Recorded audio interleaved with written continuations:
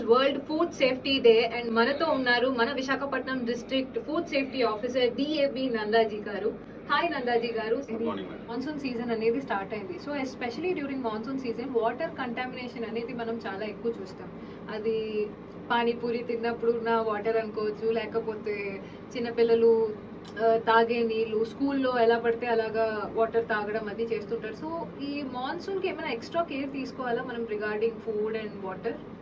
Water విషయంలోకి వచ్చినదే ఈ season monsoon సీజన్లో అయితే ఎందుకంటే ఈ జెర్మ్స్ అనేటువంటి ఎక్కువగా జనరేట్ అవ్వడానికి అవకాశం ఉంటుంది. ఆ జెర్మ్స్ అనేటువంటి వాటర్తో కానీ కలిసినట్లయితే కంటామినేట్ అయ్యి వాటర్ కంటామినేషన్ డయేరియా ఇది వచ్చే అవకాశాలు అనేటువంటి ఉంటాయి. సో ఆ వాటర్ని వీలైనంత వరకు బాయిల్ చేసి ఆ వాటర్ని వాడితే చాలా మంచి సేఫ్టీ ఉంటుంది. అదే కాకుండా ఇప్పుడు వచ్చేటువంటి వాటర్ అంతా కూడా ఆర్ఓ వాటర్స్ అనేటువంటివి వస్తున్నాయి. ఆర్ఓ ద్వారా వచ్చినటువంటి వాటర్ వల్ల ఏంటంటే కొంత